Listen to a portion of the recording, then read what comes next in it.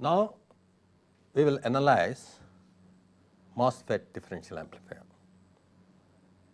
As far as the evolution of the differential amplifier is concerned, it follows the same lines as that of the BJT, right.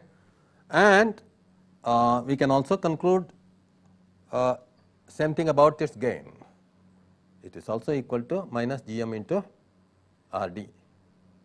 So, there is no difference, except that in the last signal, right, it behaves differently. Let us see therefore how. Okay. So, as far as small signal this thing is concerned, its gain is the same G minus Gm into Rd, and input impedance is infinity, of course. Now, in the last signal situation, let us see how it differs. VID in this case, the differential signal, only when differential signal is applied we want to analyze this. When common mode signal is applied, once again the gain is exactly similar, that is, it is dependent upon Rd by, let us call this as Rs instead of Re. Okay. So, Rd and Rs ratios, right. So, exactly similar lines, you can split it into two separate, okay, blocks and evaluate it as Rd by 2 Rs minus Rd by 2 Rs. So, VID now is equal to, for last signal, VGS1 instantaneous value minus VGS2 instantaneous value, VGS1 minus VGS2. Next, we know that we will go from here VDD minus ID1 into RD, this is RD, this also is RD, equals VD1, okay, at this point. Similarly, VDD minus ID2RD is equal to VD2 at an instant of time, and V naught is equal to, okay, VD2, okay, VD1 minus VD2, okay, as defined here, which will be nothing but, let us see, it is ID2 minus ID1 into RD from these two equations. VD1 minus VD2 is ID2 minus ID1 into RD. So, we have ID2 minus ID1 equals V naught by RD, an important equation. And what is ID2 plus ID1? Look at it, ID2 plus ID1 is equal to, we will call this again on similar lines as the BJT differential amplifier as I naught. So, from these two equations we can write down ID2 as equal to, add these two, okay, I naught by 2 plus V naught by 2 RD. Is this clear? 2 ID2 is this plus this, okay. So, ID2 is this plus that by 2, okay, and ID1 equals, subtract this, okay, this from this, you get 2 ID1. So, I naught by 2 minus V naught by 2 RD.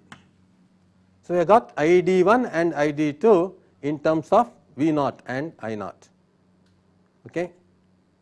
Now, ID1 is also known to be equal to, okay, K into VGS1 minus VT whole squared, or from which we get VGS1 as root of ID1 by K plus VT.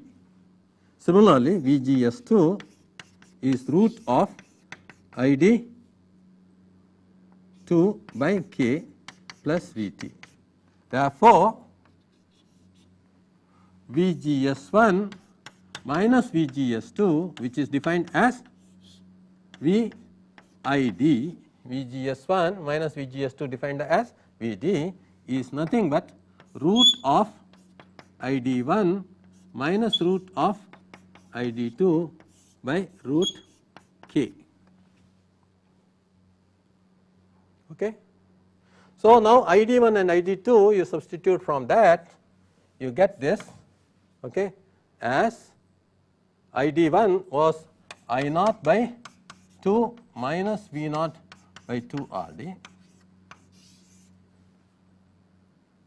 okay, minus I naught by 2 plus V naught by 2 RD, the whole thing divided by root K is VID.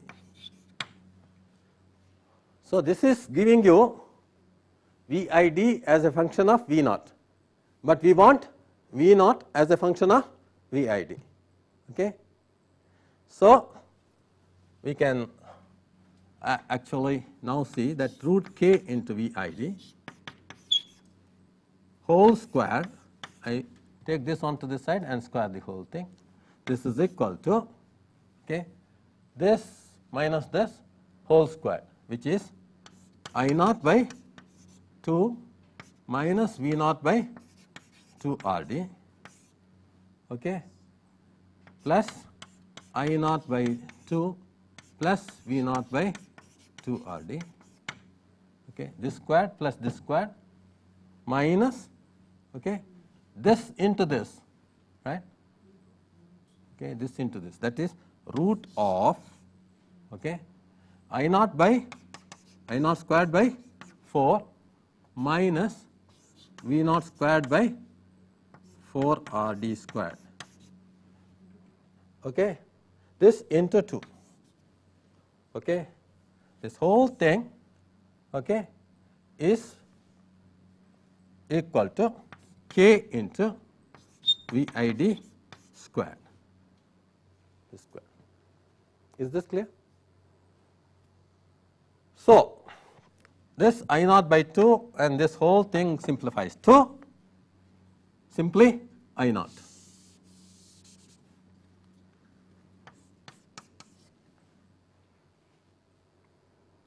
Or we get I naught, okay, minus K times VID squared, okay, equals, okay, to root I naught squared by 4 minus V naught squared by 4 RD squared. Okay, now what do? We have to square once again I naught, okay, we will take this as squared plus K squared VID to the power 4 minus 2K VID squared I naught. This is going to be equal to 4 times I naught squared by 4 minus V naught squared by 4 RD squared. Clear? So, now you have this getting cancelled with this. This is I naught squared, that is I naught squared, and we get this as minus V naught squared by 4 RD squared. 4 gets cancelled. Okay. So, we make this plus, right,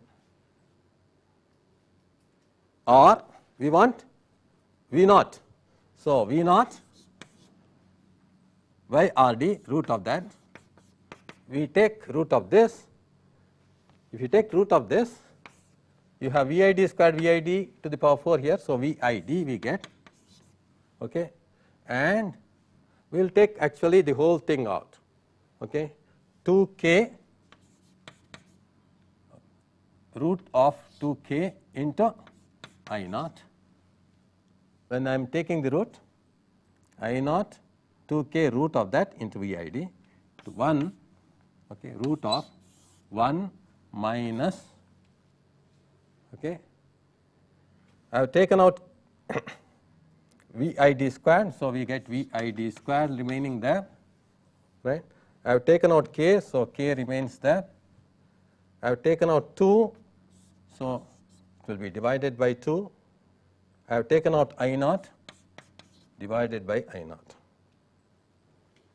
Is it clear? Please check that.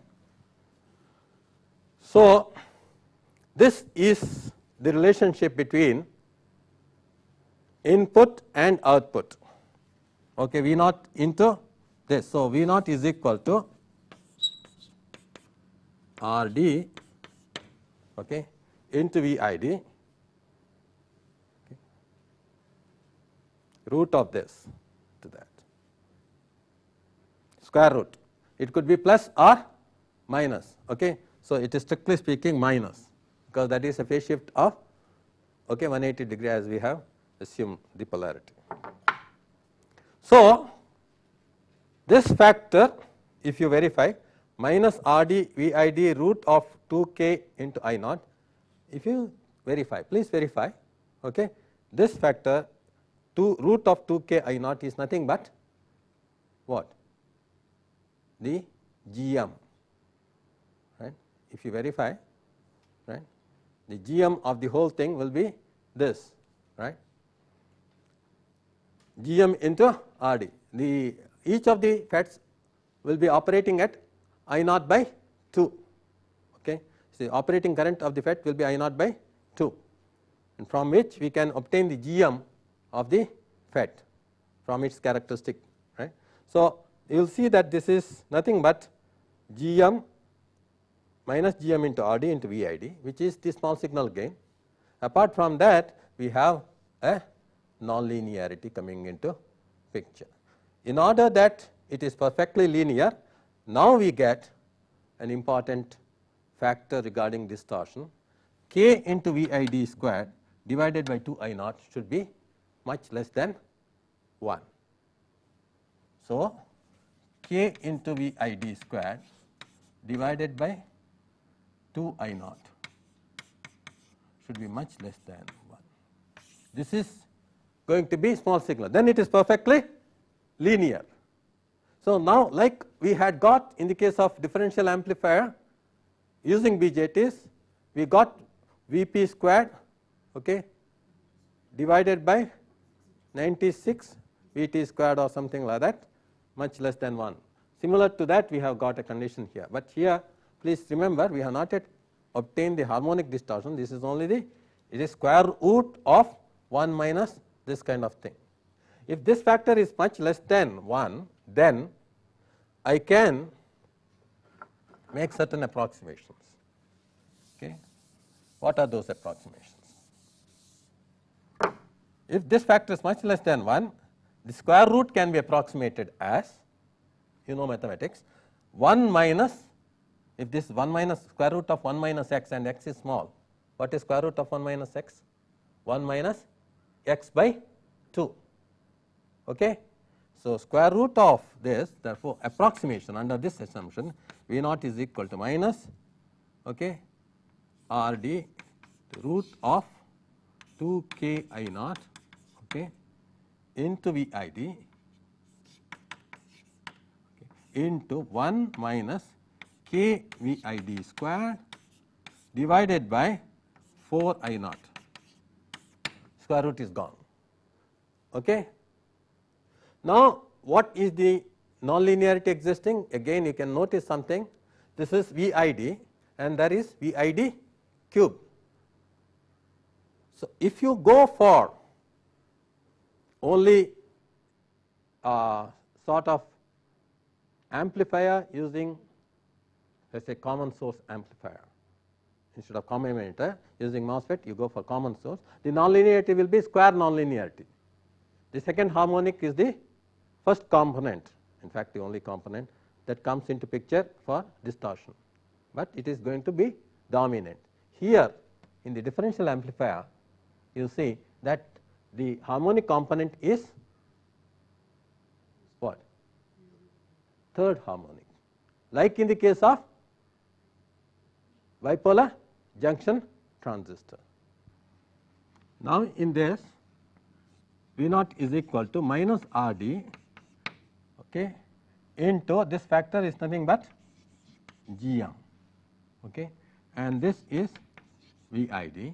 So, this is what happens to the signal, linear part of the signal component, okay. This into 1 minus k times V I d squared by 4 I naught. So, now suppose V I d is taken as V p sin omega t,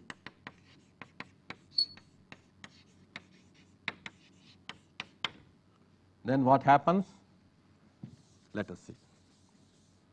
So, we have the fundamental component coming as minus R d G m into V p sin omega t, that is clear. So, now what is the component corresponding to the other part? Minus R d G m, okay.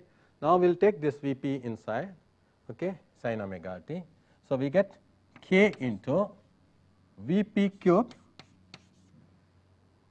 sin cube omega t by 4 I naught. Now, sin cubed omega t, yesterday also we had converted into 3 sin omega t minus sin 3 omega t by 4, right. So, we can now see that this 4 combined with this we get 16, okay. So, the third harmonic component is going to be k V p squared divided by 16 I naught as against V p, okay, of the fundamental. G m R d is a common factor for both, okay. So, let us do the same thing that we did earlier. So, the fundamental component will be minus G m R d, okay, into V p, p component of the fundamental, right, and this one the harmonic, right, percentage or ratio of the distortion is going to be again minus G m R d, okay, into V p, okay, k V p squared by 16 I naught.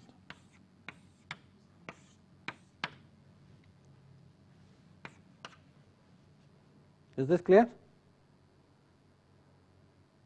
So, you can see now that this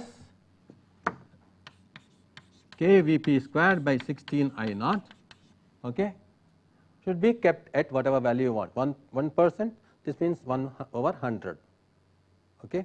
That will give you the value of maximum value of V p for which it can be used. Now, I want you to work out, okay, the same problem that you worked out with BJT differential amplifier compared with BJT common emitter amplifier. Here compare common source amplifier which has square law distortion coming into picture at the output and second harmonic component coming at the output, okay. Find out the V p required for 1% distortion at the output in both the cases and compare these, and you will definitely see that differential amplifier is far superior to the common source amplifier. So, distortion wise this amplifier is definitely superior. Therefore, again we will never go for such common source amplifiers as discrete stages. We will go for the differential amplifier because it has superior large signal property. Now, as far as the current switching etc. that we discussed in the earlier situation is concerned, here also it is valid. The current gets completely switched over to this when VID is positive, okay, and large, and current gets completely switched over to this, okay, when VID is negative and large. And therefore, the output voltage swing is again equal to twice I naught into RD. So, basically except for the nonlinearity, right, the rest of the things remain the same. This output swing is once again obtained only when these transistors do not go to the triode region, okay, when the full current is flowing through these. Okay. Just like BJT not going to saturation when the full current is flowing through this, only under this assumption we have this full swing of, okay, 2 I naught RD peak to peak, okay, symmetric swing because of the differential signal. Now, as far as common mode operation is concerned, again this same thing is valid, that if I short this, no VID is there, then there will not be much of a change that is going to occur here. This voltage can keep on rising until this voltage, which is drain to gate voltage, becomes equal to minus VT, right, until the drain to gate voltage becomes equal to minus VT, at which point of time it is entering the triode region. So, that will be the limiting common mode signal, upper limit on common mode signal that you can apply to this differential amplifier. On the lower side, obviously it can go on until I naught becomes equal to 0, right. So, these are the signal limitations of the differential amplifier, both for common mode and differential mode. When both of them are coexisting, obviously the voltage here, the minimum voltage here is likely to be VDD minus I naught into RD, and that will set up a limit on this. Okay.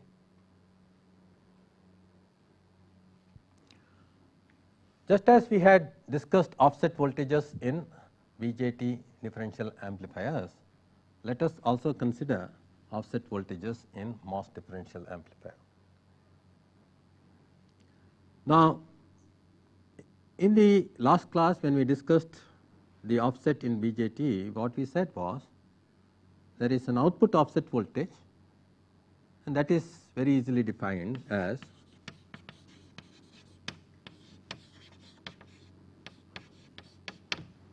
voltage is that voltage, okay, that appears at the output when input is made 0. So, VID is 0. Okay. Under that situation, why would output have an offset? Obviously, ID1, okay, is not equal to ID2, because ID1, okay, is equal to K times, okay, VGS minus VT, and this VGS, because as far as the MOSFET is concerned now, input is grounded and the sources are connected together, both the inputs are grounded, sources are connected together. So, what happens, VGS will be the same for both, VGS1 is same as VGS2. So, VGS1 is equal to VGS2 is equal to VGS under this situation.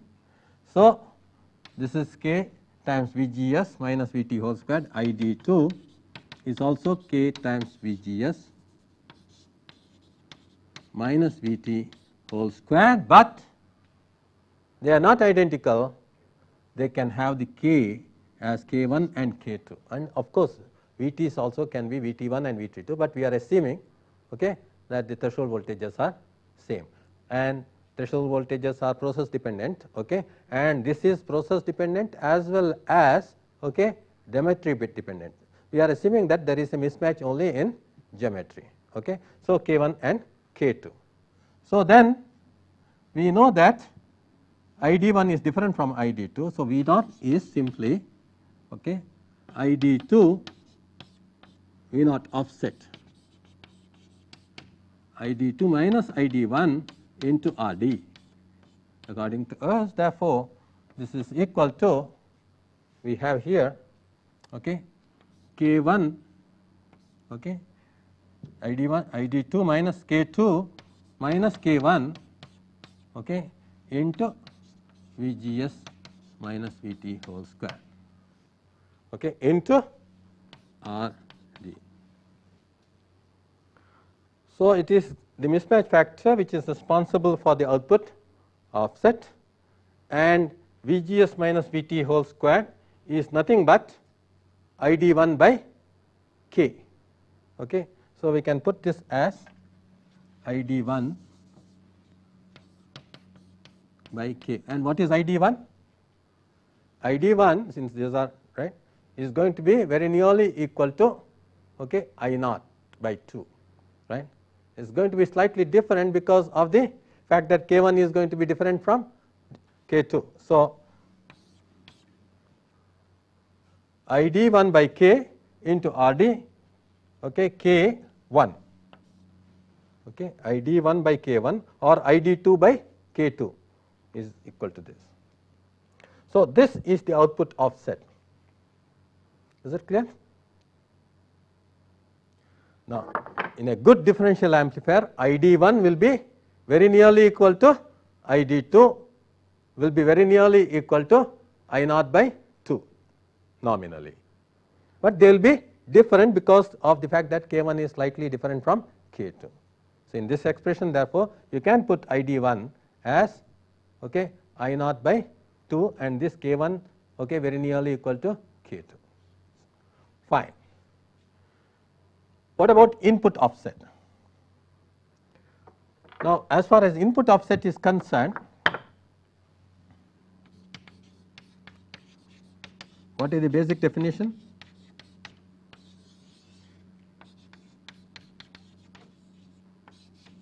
It is that voltage that I have to apply at the input in order to make the output equal to 0. That means, under this situation of K1 being different from K2, I am making ID1 equal to ID2. If I make ID1 equal to ID2, output voltage will be, offset voltage will be 0. So, ID1 is made equal to ID2 equal to I0 by 2. Under this situation, right, what is going to be the, ID1 is going to be equal to ID2. We are not interested in this factor, this is very near. Okay. ID1 is equal to ID2. Under this situation, we have K1 into VGS1 minus VT whole squared equal to ID1, or VGS1 is equal to root of ID1 by K1, okay, plus VT. VGS2 is equal to root of ID2 by K2 plus VT. So, VGS1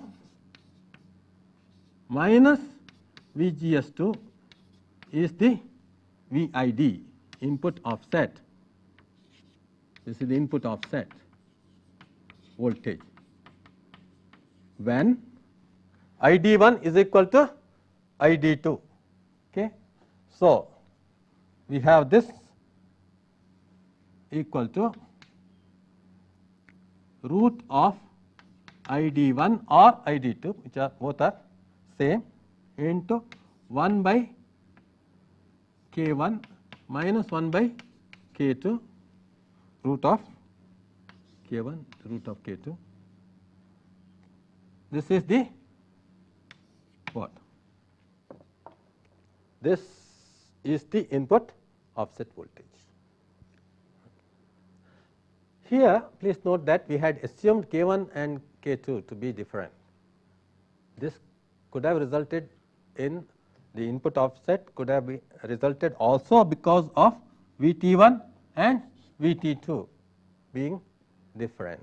That means this plus, okay, VT1 minus VT2 is going to be the further addition to this input offset. This is what you should bear in mind and therefore, because of such uncertainties in these two parameters, typically a MOSFET differential amplifier has about 20 millivolts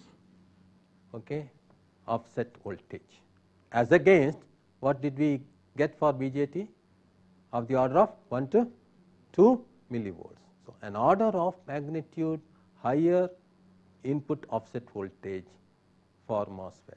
This is to be borne in mind by a design engineer, because we will therefore never use a MOSFET as a differential amplifier stage at the input of any amplifier if offset has to be reduced.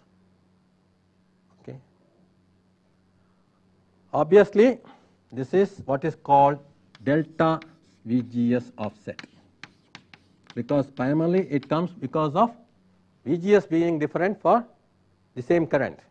This is called delta VGS offset, as against in BJTs it is called delta VBE offset.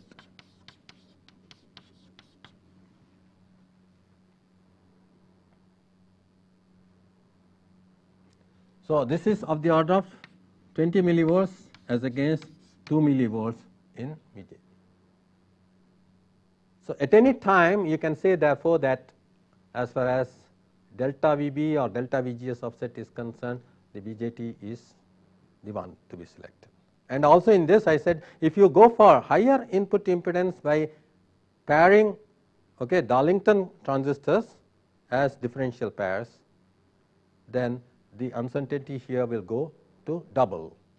Instead of 2 millivolts it will become 4. If you use 3 such transistors, it will become 6 millivolts. Even though the beta is progressively increasing and the base current is progressively decreasing for the same, or input impedance is progressively increasing.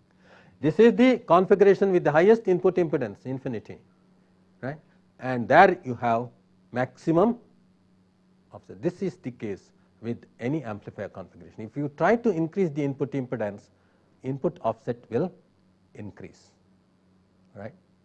There is always a price that you pay somewhere or other. So, when you try to increase input impedance by any means, right, the input offset voltage will increase. This is a serious problem, particularly in DC amplifiers or low frequency amplifiers. So, where the input offset is of no consideration, where other offset voltages are more dominant, there you can use MOSFET differential amplifier. Now, what are the other offsets that can come about is what I would like to discuss in the few minutes that are left. First, consider the bipolar transistor.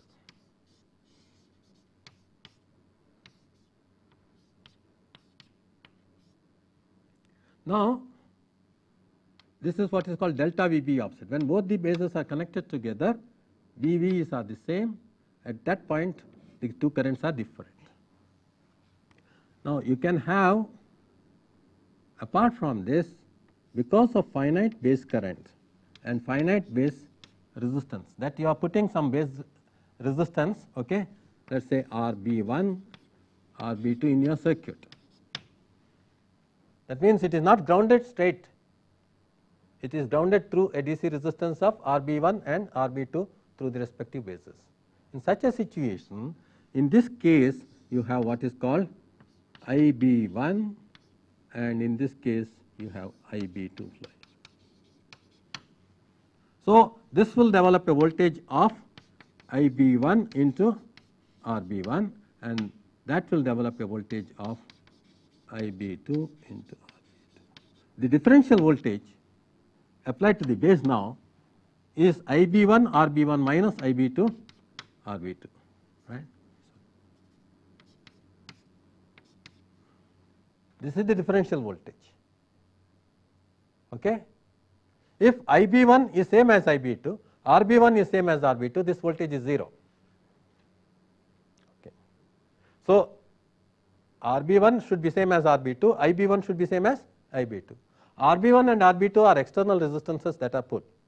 So, even if IB1 and IB2 are not equal, we can make these resistances such a way that this whole difference is equal to 0. This kind of offset, okay, is called bias current input,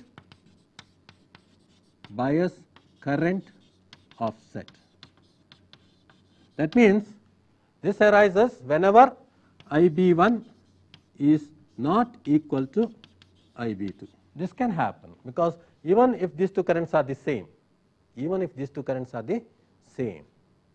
because the betas are drastically different. Alphas may be very nearly equal to 1. One alpha may be 0.995, another alpha may be 0.994. Okay? That means alphas are very nearly the same, but betas can be now drastically different, and therefore these two base currents may be different, okay, for the same matched pair. Base currents may be different because betas are, okay, going to be different, and therefore the bias current flowing through the different base resistances through this will create an offset, and this is an important design requirement, that if you are worried about bias current flowing to resistance, this bias current may be very low, that depends upon the value of beta.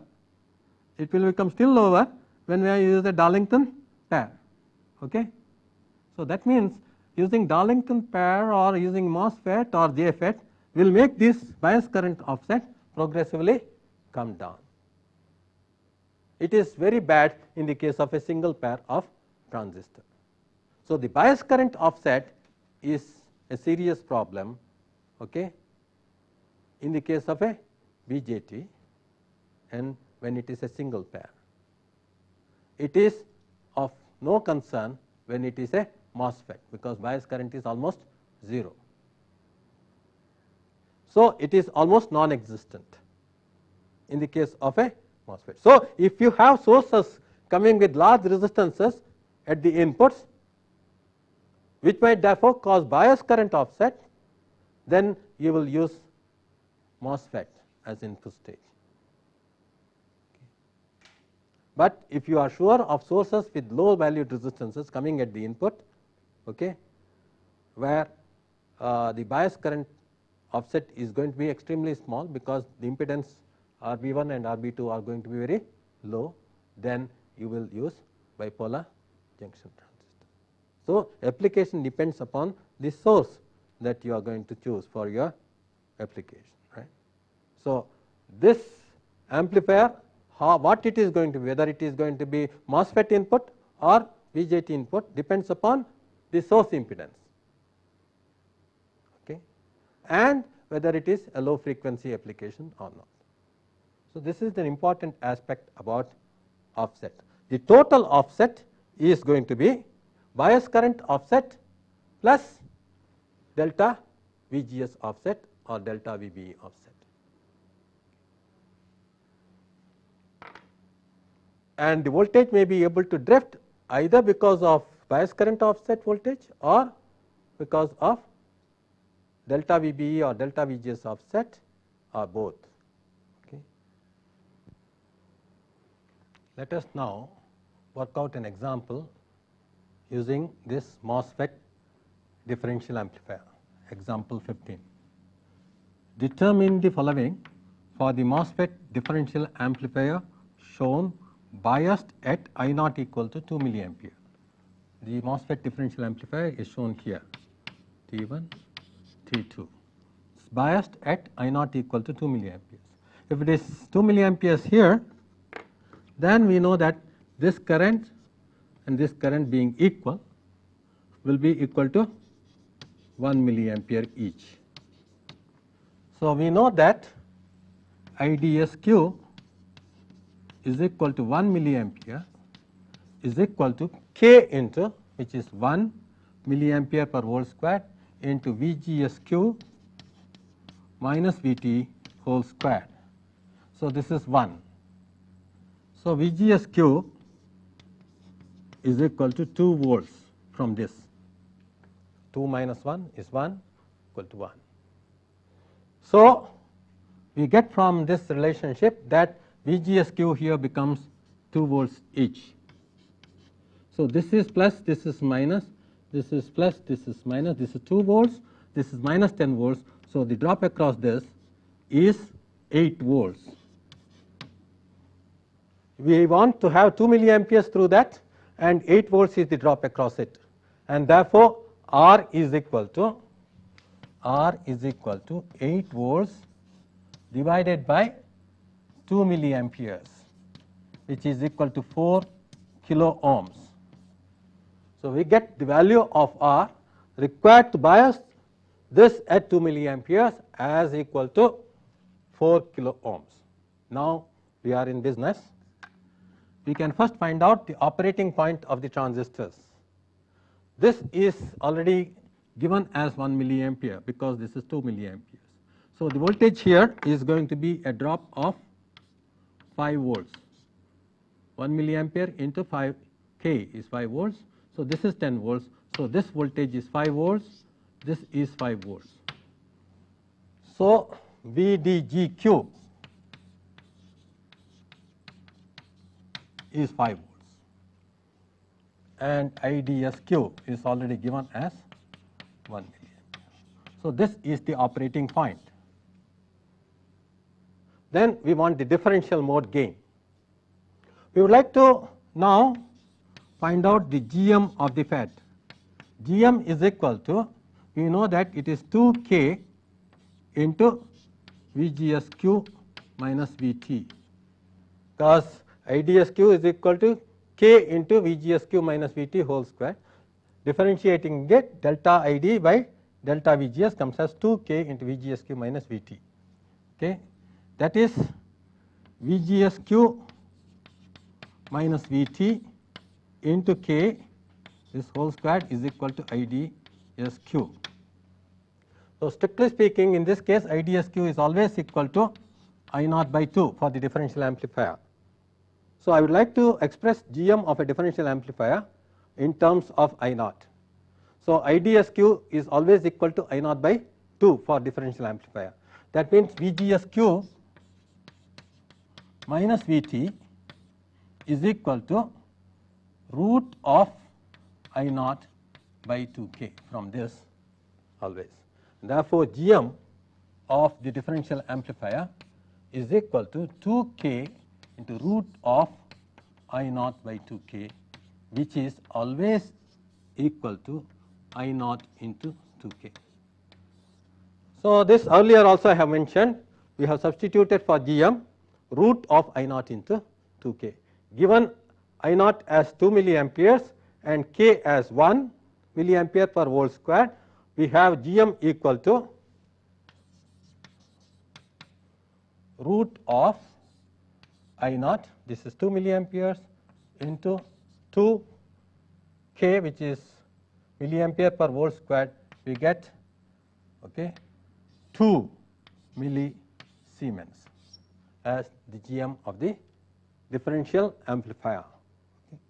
So, the gain of the differential amplifier is simply GM into RD. This we had established, minus GM into RD. This is the differential mode gain.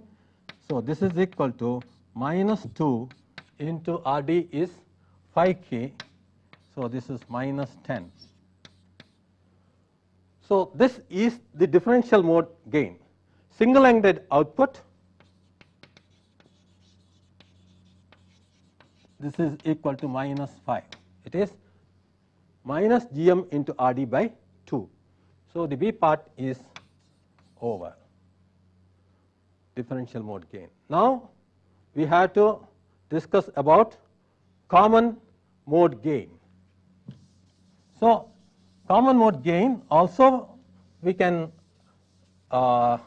replace the whole thing by its equivalent circuit and do it, and we can show that it is similar to what we obtained in the case of a bipolar junction transistor. So, one way is you can replace the whole thing by its equivalent circuit 5K. This is connected to ground, and you have the GM into VGS, and we are having it at the source, and from the source we have to the ground a resistance of now 2R. R is already known as 4K. So, 2R is equal to 8K. So, this is the ground, G is 2, right. So, this is the equivalent circuit that we have to solve. Okay. So, we would like to now find out the output here, okay, and through the output we have this current flowing Gm into Vgs. So, Gm into Vgs into 5K is the output, okay, that divided by the input. Now, this is actually the same current is going to flow through this particular thing, and therefore, the Vgs, okay, is going to be the input, right. So, actually speaking, we are going to apply a voltage here from this point to ground, which is the common mode voltage, right. So, the input is going to be Vgs, which is Vc, okay, minus Gm Vgs, Gm into Vg, yes, because this is going to develop a potential like this. So, into 8K, this is the Vgs here. Vgs is Vc minus the drop here Gm Vgs into 8K. So, output is, okay, V naught is equal to Gm Vgs into 5K. So, we can actually eliminate Vgs from this and obtain Vc divided by, that is V naught divided by Vc as the common mode gain. So, Vgs is equal to Vc minus Gm Vgs 8K, that means Vgs into Gm is already given as 2 millisiemens. So, this is going to be 2 into 8K, 2 into 8K is 16. So, Vgs into 17, okay, is equal to Vc. So, we have got Vc in terms of Vgs. So, we substitute it there, V naught is equal to Gm Vgs into 5K, right. So, Gm Vgs into 5K, right. So, this is Gm into Vgs is going to be equal to 10, okay. Vgs, Gm into Vgs is 2 into Vgs into 5K, so 10. So, 10 Vgs divided by, okay, Vc, which is 17 Vgs. So, you can see that the common mode gain is 10 by 17. So, common mode dejection ratio CMRR is AD by AC, which is equal to 5 divided by 10 by 17, or this is 8.5. So, we have now worked out for this differential amplifier all these, the operating point of the transistor, differential mode gain, common mode gain, and CMRR.